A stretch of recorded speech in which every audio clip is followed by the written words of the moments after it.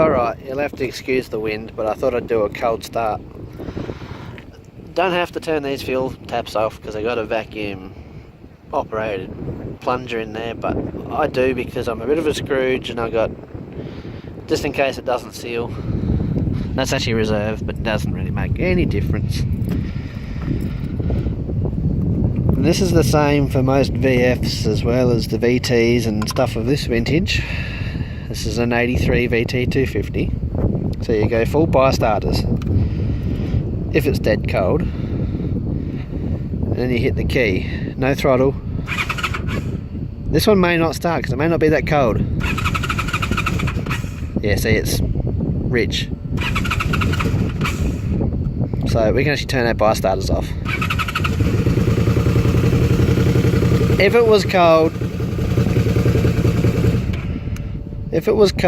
we can turn that off actually, you don't need to see the dash. If it was cold, you would run it like that, and as the engine revs crept up, you would take it down a notch, and this will all happen in the first 30 seconds, unless it's absolutely like sub-zero, and then you'd go back and slow them down, stop it from revving its absolute guts off, and then you'd leave it maybe on the last notch for another couple of seconds, over here where my thumb is, and then to the point where it would run on its own when you turned it clean off, and then you'd walk away and leave it warm up.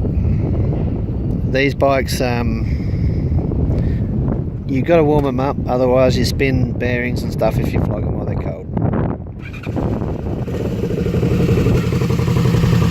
And if they're hot, you'll need to start it with a little bit of throttle on, just to clear all the fuel vapours in the carby and give it the right fuel to air ratio. You need to actually open the butterflies a little bit. But yeah, that's how you do that. Stop switch, or just an off switch, either or. And just like any other motorbike, it's got, you know, push it, parkers, which you can pull the key out, so little park lights will be on, and then lock, and the old girl's locked, so there's that. And then your key hanger thing here, which, like your helmet hanger, which always seems to be hanging down whenever I look at it, even though I fix it up like this every time. Seat removal is these two pins here. That's your helmet holder, I should say, and that's your seat remover. You pull that one there, there's one on the other side, and lift the seat out. Pegs fold up. This is what happens to people's boots. You tell them, you put your heel here, or just sort of, if you're wearing a heeled boot, you're best off putting your heel on here, not in the scallop of your shoe, because this is what happens. This is a blunt stone boot on here, and I tell you what, every time I pull up it stinks.